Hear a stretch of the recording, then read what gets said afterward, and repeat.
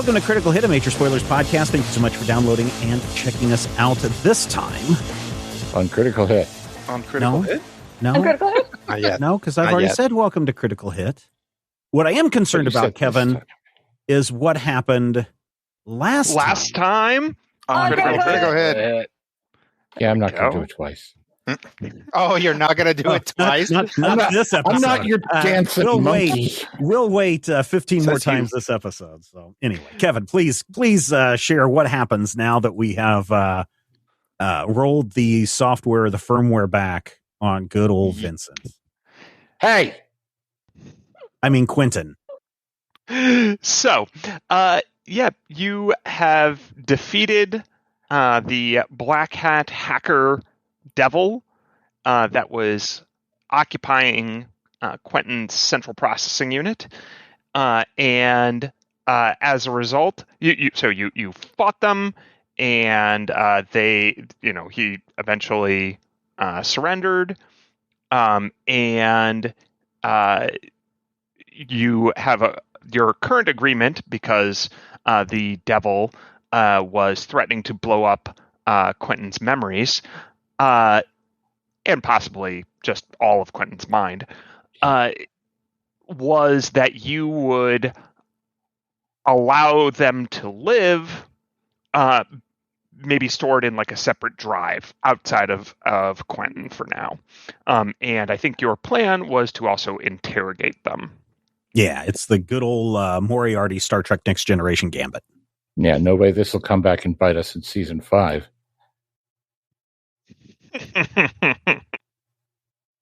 All right.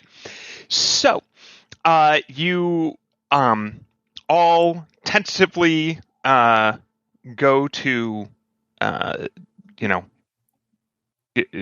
put away your blasters and frost glaives and weapons and such as the spark disappears from the hacker devil's hand, and you realize the way out is probably, Hecubino, you will realize that the way out is through you. You need to sever basically the mind link. Okay. There's a little bit of trick to being sure that the hacker devil doesn't, you can basically, it occurs to you, you can pull the hacker devil out with you. And Bob, from your interactions in terms of hacking with this thing, that it's an equally digital entity, meaning it exists both. It has probably a physical form, but this weird, computer science psychic melding thing you're doing, it can actually just do that. Intrinsically, so it can probably get itself out as well. From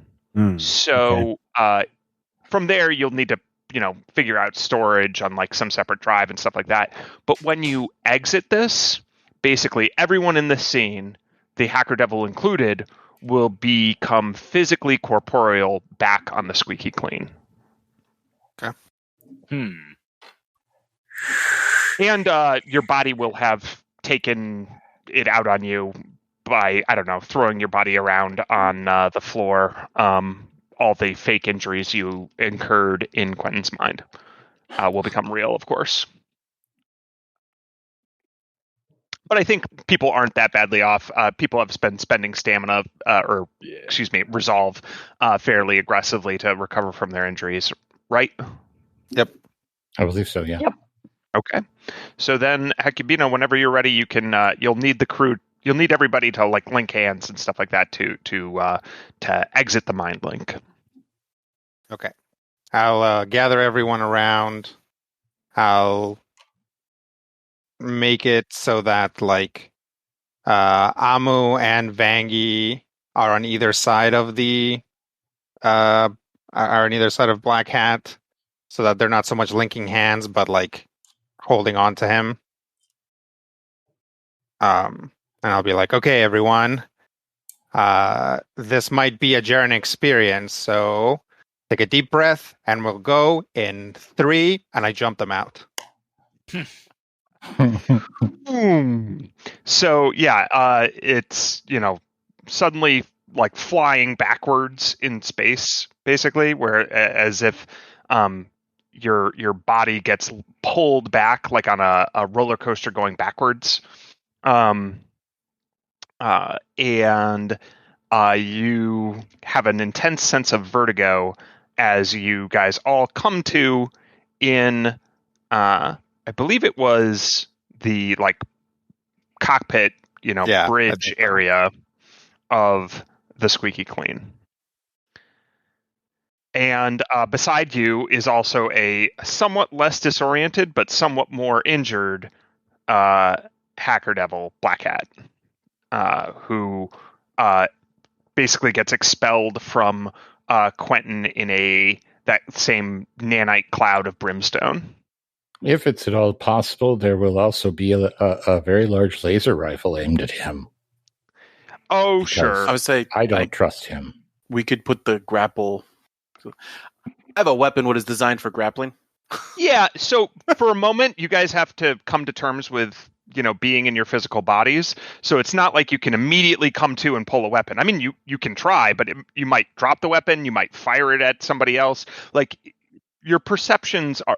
You haven't been using your eyes for a while, or your muscles, or, it's weird. So it takes you a second. I would argue especially you, Quentin. You are still you're doing fine. You're okay, but part of your mind is still dedicating to like basically picking up the boxes that got knocked over inside your memory banks and putting them back where they go. So that's like a background thread that's taking some of your CPU. Vangie tries flexing her muscles and wiping the sweat from her eyes. Oh, good. You're all back. Yeah, Grace, do not let anything other than myself interact with any of your internal systems, including this devil hacker. He's not. Put up all security against him. Yeah, sure. That'll be relatively easy.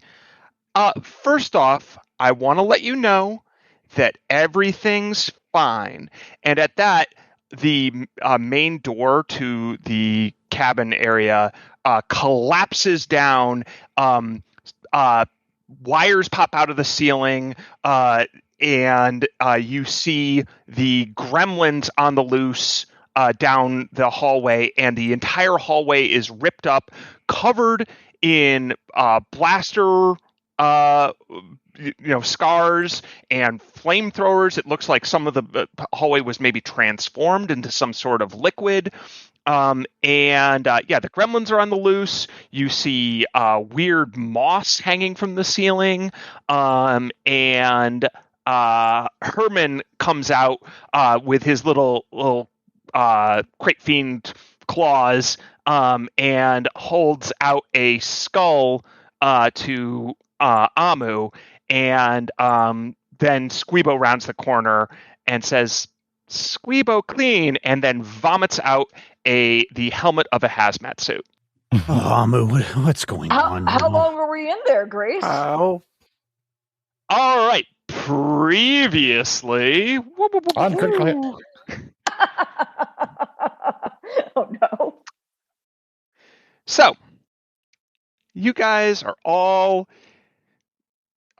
for all intents and purposes, asleep, unconscious in the cabin, the piloting area of the bridge of the Squeaky Clean.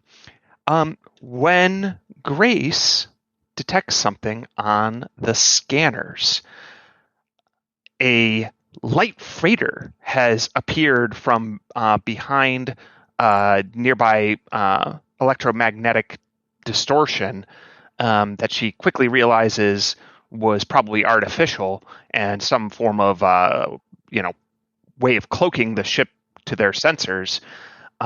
It's a Grace just starts talking to herself. Oh, it's a Norikama Reliant class ship.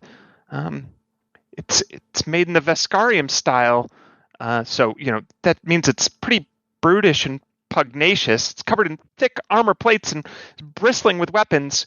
Looks something like a huge cybernetic space shark covered in spikes, all in colors of army green and brown.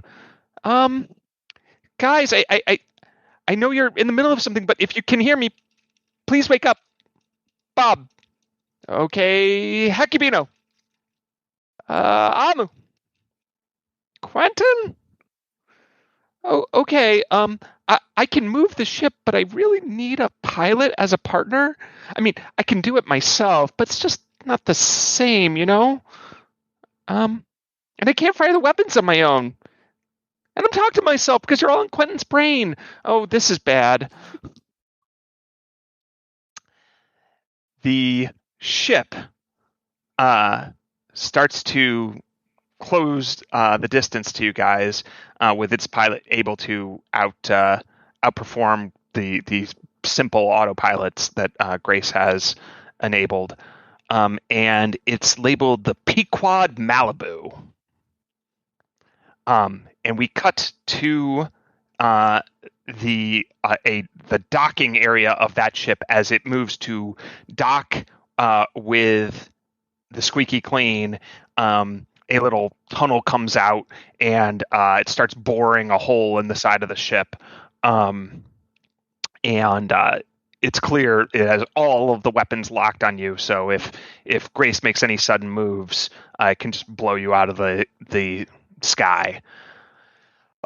Waiting in the boarding tunnel is a band of bounty hunters. They conveniently all kind of take turns looking around and nodding to each other, and for our purposes, we'll introduce them. Otto is their captain. He is a mangy-looking Yosoki who clearly doesn't bathe and may have a skin disease or at least an infestation of mites of some sort. He has slapdash plates of armor with lots of buckles and straps and gears. He's wielding a tool the size of a large wrench, which he can fiddle with and configure to operate as basically any mechanic's tool, plus a well-worn laser pistol. He turns and says, "All right, you lot. You know the plan. These are high-value targets, so we need to bring them in alive. The doctor will handle their ooze defender. Bud, you go toe-to-toe with Vangie. Keep her busy. Duke, keep them all off balance. Mess the ship up good. Miller, just do your thing." And Miller says, "I always do. Leela, take out the ones that seem to be hitting us hardest. Ready? Break." And as they start to cross over to invade the ship, here's the rest of them. Bud is a hulking behemoth of a human. He's about 6'8", 350 pounds, mostly muscle, but a bit of gut. He has long black hair that's wild and matches his beard. He wears black overalls, black rubber boots, and one of his arms has been replaced with a cybernetic chainsaw. He moves aggressively, jumping into the room after docking, glaring at everything with the crazy eyes. He says, "Time to get ripping," as his chainsaw roars into action. Duke is a bright fuchsia skittermander, roughly 3 feet tall and 35 pounds, that crawls all over the rest of the crew of the Pequod Malibu, not respecting personal space at all. They have the normal 6 arms and 2 legs of a skittermander, and while seemingly cuddly and cute, something is clearly wrong with this particular creature, as their already sharp teeth have been filed to even sharper points, and their eyes and mannerisms quickly reveal a casual cruelty. They seem to use their powers instinctively, which identifies them as a witch warper, as they can change the terrain around them to suit their unpredictable whims. They giggle maniacally as they enter the room. Hee hee hee. Miller is a short for a Vesk, so like 6 feet tall, thin, again, thin for a Vesk, so like 180 pounds, albino Vesk covered in tattoos that look somewhere between mystic runes and a circuitry diagram. There's also a time motif to them. He wears all white, a kind of light plastoid armor. He moves with deliberation, keeping his arms held behind him with a look of lofty disdain on his face. As he enters, he says, "I have a bad feeling about this." Layla is an 8-foot-tall Verthani, a humanoid chameleon person who is at least 40% cybernetics, including a leg, an arm, an eye, and part of her tail. The pigment of her skin changes color according to her mood or blends in with the area around her. She wears little to no armor or clothing except for some strategically placed force field generators, perhaps to better take advantage of her camouflage. Somehow her cybernetics seem wired to tap into this ability. As she starts to board, coming from her cybernetic arm is a stream of nanites that start interacting with a console on the Squeaky Clean immediately. And last but not least is Parnell. Parnell is dressed in a bright yellow hazmat suit with a flat top head and a black panel, like visor area that he can presumably see through, though it doesn't go, you can't see into it. As this covers his entire body, it is unclear what Parnell looks like under the suit or even what species he is. He has a scanning device in one hand that has little prongs sticking out from each side and emits strange sounds only he can interpret. He's also dragging along something that looks like a high-tech vacuum cleaner, with the tank being a titanium and white plastic square case that has... think of like the corners all being like that titanium and then a little plastic around it. But the actual sides are some sort of thick, transparent glass material. The whole square is about 1 meter tall, wide, and deep, and he drags it along. It's on little wheels. Parnell gives off a lot of nervous energy by not standing still and talking to himself. In this case, he's saying, they have a special quantum entanglement endobacterial ooze. I will handle it and get my revenge for the death of my research associates on Dagox 4. True, we may have been researching bioweapons, but that's no excuse for using one on us first. No one else seems to be paying any attention to him. They board the Squeaky Clean kind of in that main hangar area and are immediately greeted by Squeebo. Squeebo smiles at them, and, just for a refresher on Squeebo, think of, about a meter diameter dome of bright green jello. Put some googly eyes on it and a big, bubbly, weird smile. Then set that on top of about a meter diameter Roomba. And that's Squeebo. Squeebo goes in to clean up this mess, but they seem prepared for that. In fact, Miller sort of seems to coordinate everything. Everyone's in perfect position as the Vesk, almost like timing everything to a perfect T, knows that it will be there, and Parnell lunges forward with the vacuum cleaner, and it emits some weird tasing energy and sucks Squeebo whole into his tank. You've never seen Squeebo be really thrown by anything before, but in this case, it whatever device this mad doctor has created, it absorbs him entirely, and you can see him struggling inside the tank. And Parnell turns and taps on the glass and says, yes. How about a little cold, Squeebo? And starts tinkering with the dials on the tank, and the temperature clearly drops inside it, and Squeebo starts to shiver and starts to freeze. No, not Squeebo. Yeah. As evidently Squeebo is not immune to cold. Otto says, all right, Everyone, take your places. We gotta take them out before they know what's hit them. And Bud and Duke and Miller all race forward. Layla starts to blend in with the surroundings of the ship, so you quickly lose track of her. It seems like she is seeming to go for like control panels and to start interacting with the computer, which brings us back to Grace. All right. So there's definitely a big problem. And we'll cut to Amu's quarters.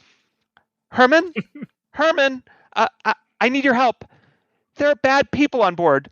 Well, I don't technically know if they're evil bad, but they're trying to hurt the crew, and that's all we need to know. They're going to take Amu away from you. Oh, and there's food and shiny things you can take, I'm sure. Plus, I'll bet Amu will be really happy with you if you help. She opens the door to Amu's quarters, and coming out of his nest is the giant crate fiend crab creature. Well, kind of space crab arthropod that is Herman. It looks up with quite you guys haven't, except for Amu, spent much time looking at Herman's eyes, but they're attached on these long eye stalks. Like they're kind of separate from the rest of his body. They're on giant eye stalks, and they're each the size of like a large grapefruit. And they can like turn around corners and stuff on their own. All right, that's one. Cut to the med bay, where there's a moss hanging out, a giant moss creature hanging out amongst all of the vials and preparations that Amu uses to make his injections. All right, Gordo, I need you to help defend the crew. But Amu doesn't like it when I kill. Who said anything about killing? Although, yes, that was where I was going with this, so, fair enough. But you could just knock them out, or killing just a little bit would be okay. I'm sure that's what they're going to do to us. We cut to the crew of the Pequod Malibu. Otto says, remember, gang, no killing. Back to Grace and Gordo. So, yeah, if you can just come over it just a little bit, the Amu's counting on you, the whole crew's counting on you. Okay, Gracie. It's just Grace. Okay, just Gracie. Thanks, Gordo.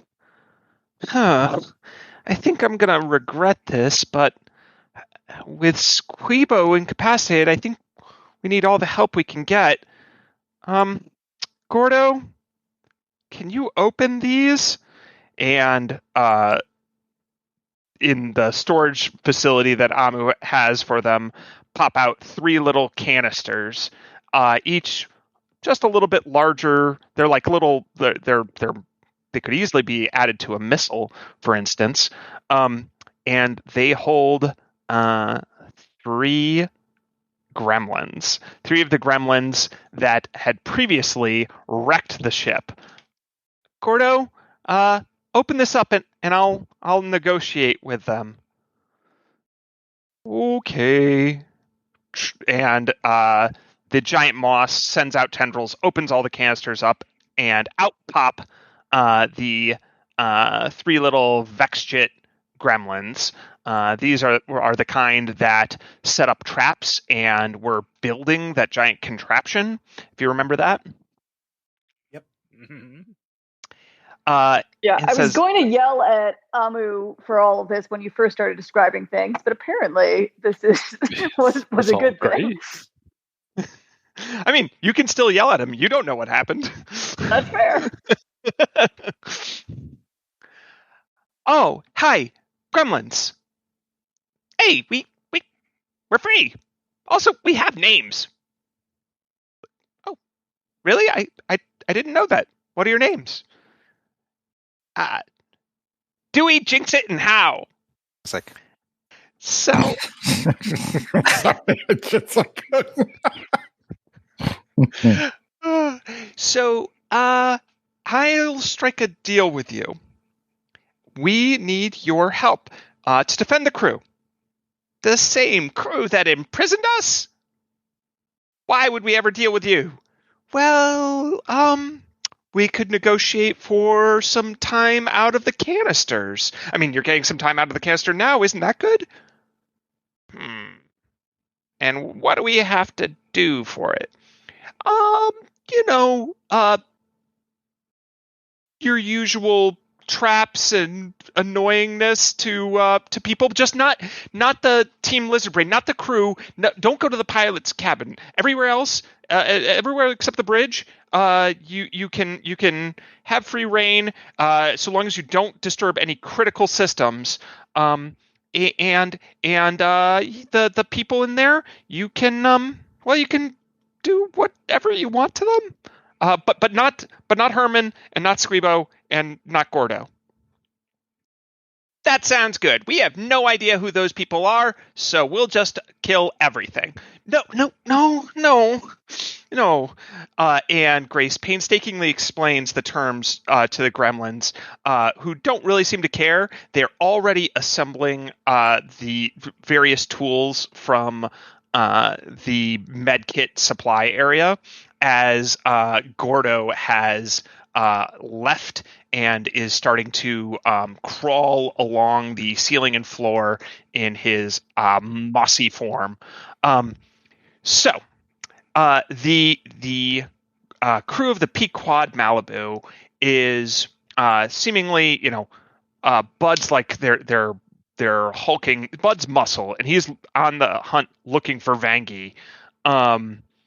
Goes to her quarters, sees some of the weight set up, sneers at it a little bit, goes to look inside and trips a tripwire, and out of nowhere comes one of Vangie's giant dumbbells and just smacks him right in the head. He staggers back and falls on the ground, dazed, but definitely still alive and everything like that. And grumbles. Duke, the Skittermander, starts using their Witch Warper abilities to, temporarily, in quotes here, transform parts of the ship. As they start walking around. The deal with the Witch Warper transformation is it doesn't last that long, but the damage it deals is permanent. So, for instance, transforming an area into a thin coating of acid, that acid still starts eating away at the walkways and the side panels and the controls, and underneath that, the wiring of the ship, even if then as soon as Duke has skittered on by, the acid no longer exists and fades out of reality. You see a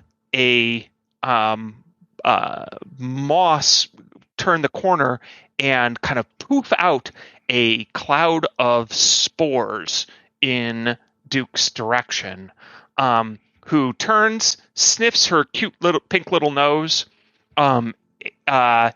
glares her menacing eyes, and we cut to Duke's vision for a moment as their world starts to spin and shrink and grow and starts flowing. Everything becomes more colorful. Some music starts playing in the background. Dun, dun, dun, dun, dun, dun, dun. And Duke starts becoming more and more obsessed with, as opposed to whatever mission they were on, they're still transforming the ship, but they're just doing it sitting down, and they're basically entertaining themselves with their Witch Warper cantrips. Parnell his job on the ship on the crew seems to have been exclusively taking care of Squeebo. And as he mutters to himself, yes, they'll see. They'll all see. He is basically just torturing Squeebo by changing the temperature and some of the other controls of his little cube. Squeebo stares at him with that weird faraway look that he gets, even though it's actually clear that like his form is suffering from this, because it like crystallizes, then melts a bit, then crystallizes again and melts a bit. But each time it doesn't seem to he doesn't come to his full natural state smoothly. So Parnell is just sitting in the main hangar bay when there's a sudden commotion over by one of the control panels, and it starts sparking, drawing his attention. He says, "Drat it, I'm sure Leela's messing this up somehow. I'll have to bail them out." And he wiggles his fingers in his yellow gloves. There seem to be 7 fingers on each hand. He goes over to start fiddling with the controls, and the panel electrocutes him severely. Fortunately, his hazmat suit protects him somewhat, but then popping out from behind the panel is like a spring-loaded blowtorch that just blasts him right in that face visor as he screams as though being blinded. Layla, the chameleon person Verthani, who seems to also have nanites as part of their body, is trying to hack into Grace, and Grace is furiously counter-hacking her by disabling parts of the ship so that Leela can't get full control. But she's also seemingly integrating herself in the ship's systems, which she's trying to find like basically the best system to have access to. And she comes across the HAC, the HAC, the Holographic Amusement Chamber. And she steps in, nods accordingly, and her nanites start like melding with all the interactions of the like all the various devices that make up the hack, which gives her, it's kind of like having your own like a really cool PC rig, but it's integrating with your body and you're designing it as you go. Except the gremlins have also messed with that. And it starts becoming a trippy world of blasts of noise and lasers, and none of it can hurt her that badly, she thinks, except they definitely already know the ways to what was Gizmer, who had done it before, or actually, I'm sorry, it was Glitch who had done it before. They still know the hacks that Glitch came up with for disabling the hack safeties. And in this case, Grace is happy to help them. So Leela winds up getting trapped in a nightmare realm composed of all of the worst elements of your guys' programs that you have installed on the hack. So real quick, I'm going to ask you, each one of you, to go one by one and say what's something nightmarish they encounter or have to deal with that Leela sees in the hack. Anyone who has an idea can go first. Surgery practice. Surgery practice? Oh no, that's pretty bad. Poisonous bats in a cave. Nice. There's blooper reels.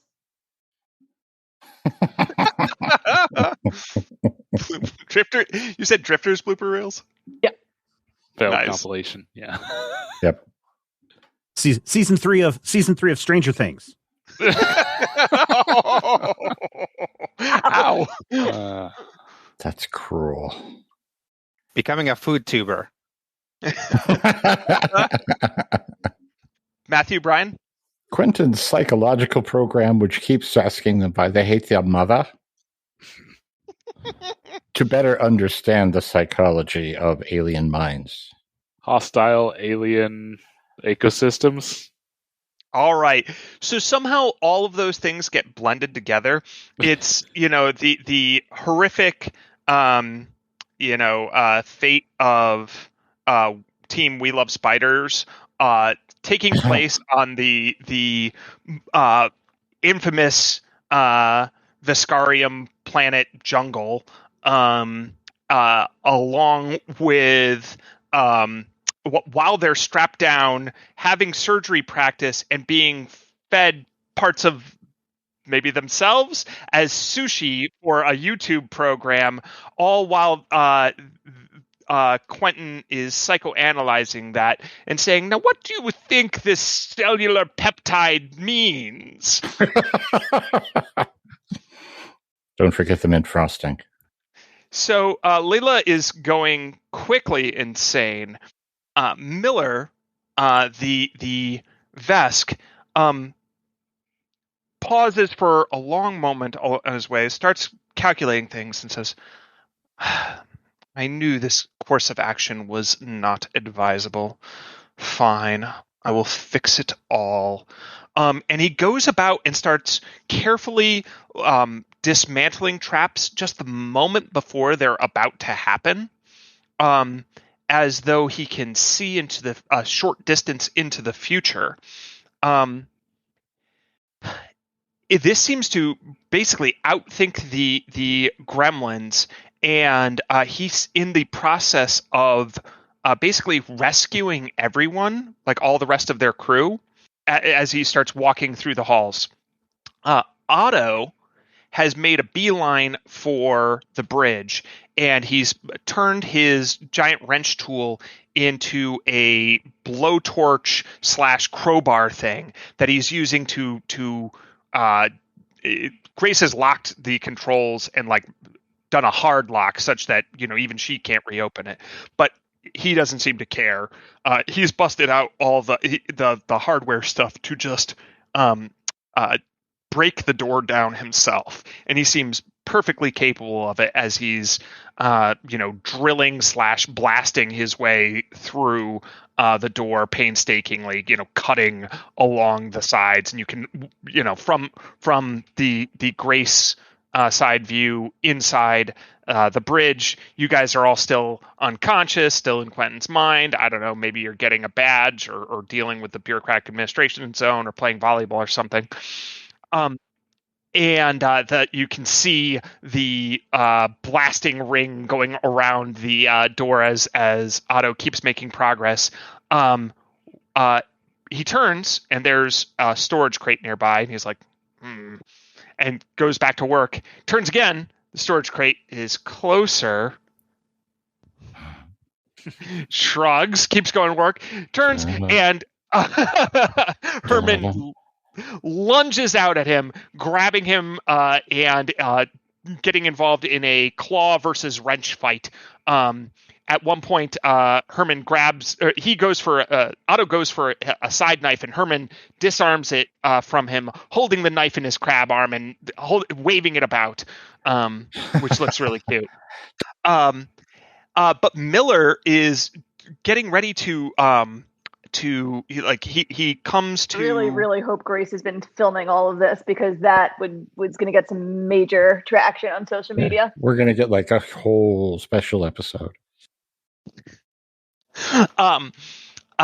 Miller goes to go over to Duke and quickly assesses that the Skittermander has been intoxicated somehow, and determines he needs to go get. He'll actually just say, "I believe Dr. Parnell can fix you, Duke," and he goes back towards the main hangar bay area. Gordo watches this, feels a little nervous, and says, "I'm sorry, Amu," and starts to follow Miller Miller pauses for a moment, turns. Gordo becomes like this, shambling mound-sized thing of moss and vines and all this various organic detritus that is his living plant ooze body. And Gordo says, "I'm sorry. I have to kill you now." And Miller just nods and says, "I knew this was going to happen." And Gordo lunges forward, climbs into Miller's throat, his moss sliding down their throat, somehow not choking them to death. Miller staggers a few steps, then starts to grow grass and leaves out of their skin, and it pierces their plastoid armor, and it just their clothes and skin just kind of shed off until standing there is a relatively short, relatively thin, Vesk-sized topiary. Dark Annihilation stuff. Dude, you rock me to sleep tonight. Good Lord. And the moss crawls off of the topiary Miller and goes back to the med bay. So as you all come to, it appears that Squeebo was rescued by the gremlins, and all the rest of this crew is either deeply incapacitated or dead. Oh. Good work, second string. What's just happened? I'm so proud of you all. I think the JV team's really showing some promise. It seems like Bud was killed by Bob's tool ramp sliding down, or Bob's tool chest sliding down a ramp onto him. Evidently, that thing weighs like 500 pounds. So it's not like Bob cares. Oh, this is what happens when you leave the gremlins home alone.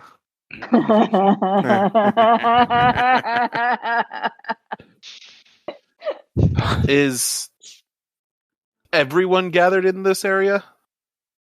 Sure, why not? Black Hat will say, "What kind of crew is this?" Oh, the best kind. Yeah, you're going to love it here. Team Lizard Brain. Vangie kind of like kicks Bud's corpse with her foot and is like, "Oh, that chainsaw looks fun." Do we know them? Hecubino picks up the skull and says, "I did not know him well."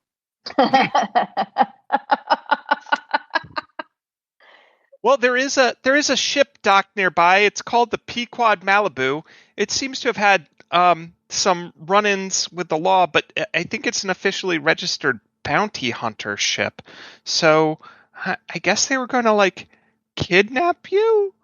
Oh, who would have a bounty on us? Bounty on us? I mean, it doesn't have. Bounty hunters don't necessarily just chase bounties. They could just be mercenaries who are paid by a single person to do this. For all we know, this is Talos again. I guess. Although maybe we should. We should get over to the other ship if it's still docked and try to see what information we can extract from that. But first, Amu, can you show Black Hat to his quarters? And how are you feeling, Quentin? Diced. That's good. There's 3 or 4 higher settings, so dice isn't bad. I'll go with Amu to make sure that good call. He's secured. I believe I am up to a sojourn to the other ship. Okay, everybody, grab your guns and gear. If I see the gremlins around, I'll be like, "Hey guys, you did great. Go back to your tubes, but you've really earned a renegotiation of time out of the tubes." Yeah, we get to build things again. Yeah. Within reason. Yeah, exactly. What were their names? Do we jinx it and how? Do we jinx it? How? You did so good. Do you want to take any one of them over there, Captain? Captain? Let's wait until we've figured out what's going on there before they get a little ambitious over there. Yeah. See if there's anything there we want to keep. Yeah, salvage first. Yeah. And also if they left any crew there. So that's a good point. All right, so you can secure Black Hat in a separate drive that you'll have to physically disconnect from Grace, which is fine. Grace, you guys have some extra computer parts around. And you want it to be sure it doesn't have infosphere access, and particularly, Bob, that because you were interacting with him, that he has the same ability you do to remote hack. So you need to kind of design this to shield against that. Yeah, I'll put him in a Faraday cage. Nice. That's great. And that between the two of you, you can you're pretty sure if it's possible the devil will get out. It does seem to have basically a magical ability to transport itself into and out of computers. Mm-hmm. So you're not sure you can stop it, but what you can do is limit it. Like if it were to transport itself out, A, you would know about it. B, it couldn't go anywhere. And so it might as well not. Right. Because like a empty room is actually less of a prison to it than, or more of a prison to it than a computer drive. Because in a computer drive, it could at least, make itself live in its own weird artificial, palatial manner or something like that. Right. Well, maybe we'll load in some like forum posts. Keep it busy. Yeah. Is it like a daily curated feed? Yep.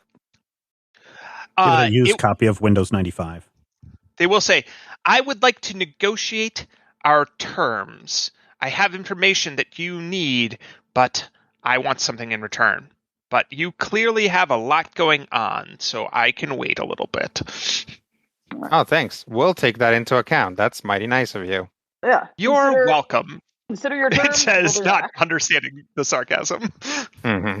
You guys go to explore the Pequod Malibu? Mm-hmm. Yep. All right. This ship it's seen better days. I mean, it's clearly got a competent mechanic, but their mechanic is a jerk. Like the weapons and engines are all in peak condition. Like tuned, optimized, probably they've spent 70% of their budget, if not more, on just those two things. But the living quarters are Spartan at best. And they don't have like a mess hall. They seem to just only eat takeout, and they don't have a good trash compactor. So the place just smells. There's clear signs of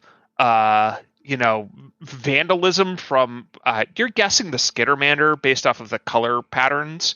This ship is a portrait of individuals who do not work well as a group. That it seems to indicate there have been fights on this ship. There are constant squabbles over who's in charge. There are lab experiments that have gone wrong. You catch there's some video logs that you can see where you see that Parnell performed a self lobotomy. So that's weird, but he's convinced it made him smarter. And he wears that suit at all times to protect from the radiation, in quotes. Which, it wouldn't shock you if there was something radioactive here, though you don't detect it on your sensors. Yeah, there's definitely stuff you can loot from the place. Probably the best stuff that they have is their ship's weapons systems. You could also just sell this ship, and the amount you'd get for it, just all the insides of it would be ripped out and redone. But which they might do anyway, even if it was in good shape. Right. But the actual hull of the ship and the weapon systems they have alone, it's not as all around nice or well rounded a ship as the Squeaky Clean. That is to say, your ship is actually a higher tier than theirs. But you could certainly get some good money for this, and or not just money, but you could trade this into places, for instance, like the Android Abolitionist Front would certainly gobble this thing up for parts. Yeah. And you could presumably get ship upgrades out of it.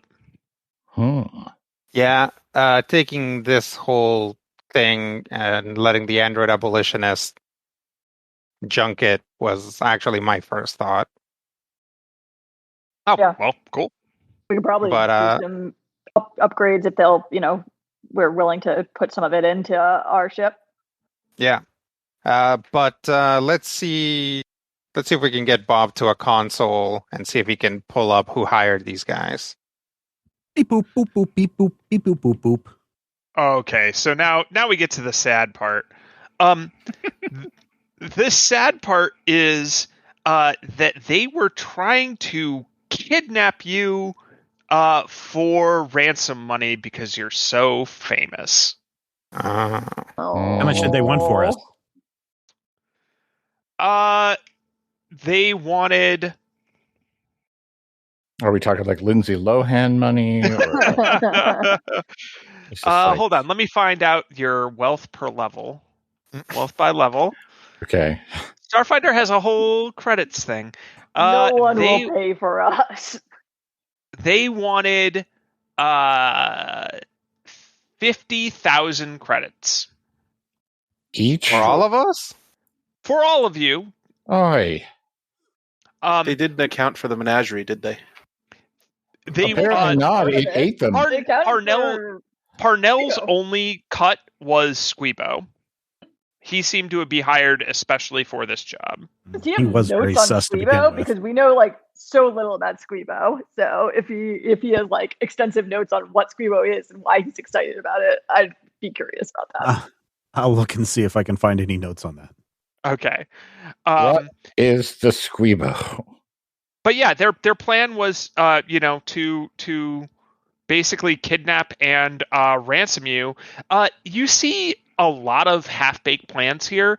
It seems like these guys are also adventurers-ish that only want to go on get-rich-quick schemes, but they also have no problem hurting people, like anyone that gets in their way.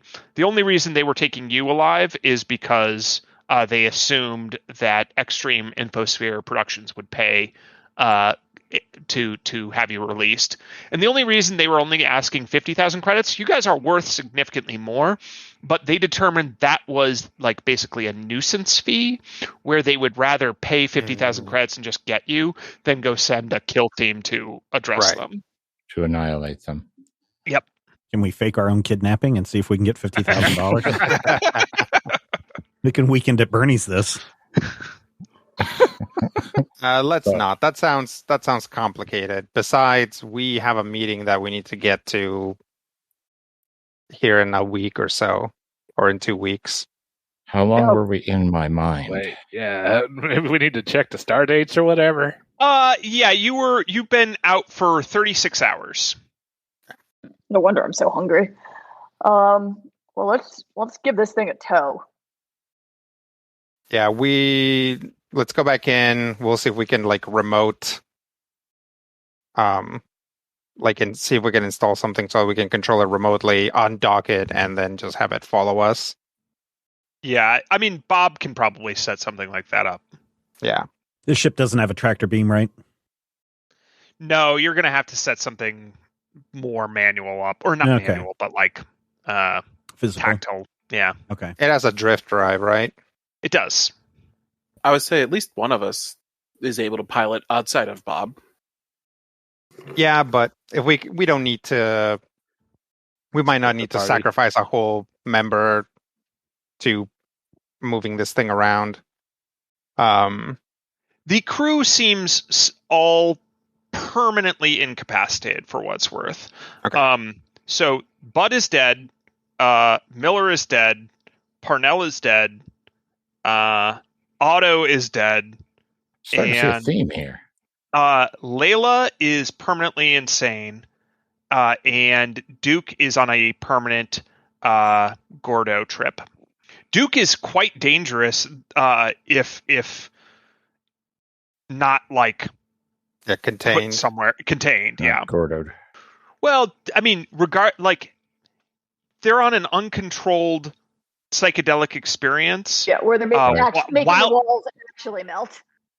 But yeah, like they have the powers of a witch warper, so that's pretty bad. All right. They need to go live on some peaceful planet somewhere. If that's what or you could just kill them. I don't care. Amu. I mean, Gordo did a good job of not killing. You do see the topiary of Vesk. It's good that Gordo had time to make this thing. Of only killing. That is both very cool and very unsettling. Wait, you're saying this was a guy? This topiary thing was someone? I think I'd like to keep it in my room and just take care of it and prune it. Sure. I mean, we've just been in your brain. It can't mess you up more than what we already did. Legit. That's true, true. I know, good sanitarium we can deposit these two at? That's a good question. Like, can we have I think the Church of Shellen actually does maintain those sort of things in this world, for what it's worth. Okay. Are they, like, legit, or are they, like... No, well, I mean, they do want you to worship Shellen. Like, there's a low-key... Yeah, it'd be nice if you worshipped the goddess of beauty. Right. But, you know, I'm coming at this from the perspective, assuming you're relatively cynical and not religious, the Shellen organization seem pretty all right. They seem pretty legit. Okay. Amo, can you give us a preliminary thing and see if, like, they're gonna make it there? And I guess we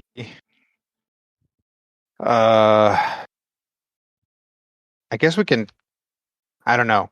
Like, how bad is it gonna get for this guy if he keeps tripping? Like, is he gonna just turn our hull into butterflies or something like that?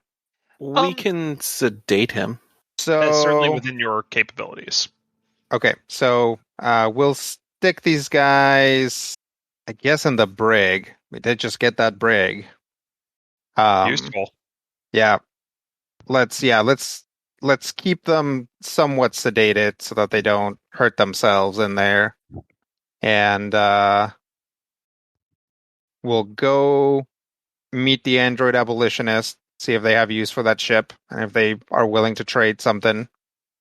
Then we get those guys home, or to a home.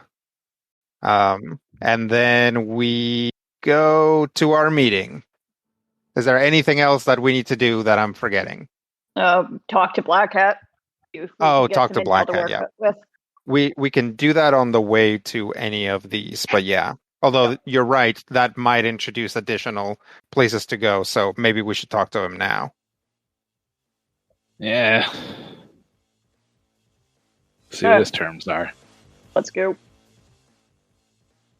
All right, and with that, Team Lizard Brain sets off on a new adventure. Yay. Thank you, everybody, for downloading and checking us out this week. Hope you've enjoyed that. That was pretty fun to see what the menagerie was up to this week. I enjoyed that. Thank you, including the lower decks.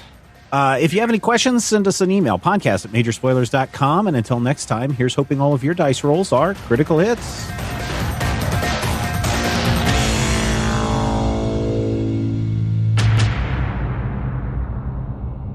This podcast is copyright 2022 by Major Spoilers Entertainment, LLC.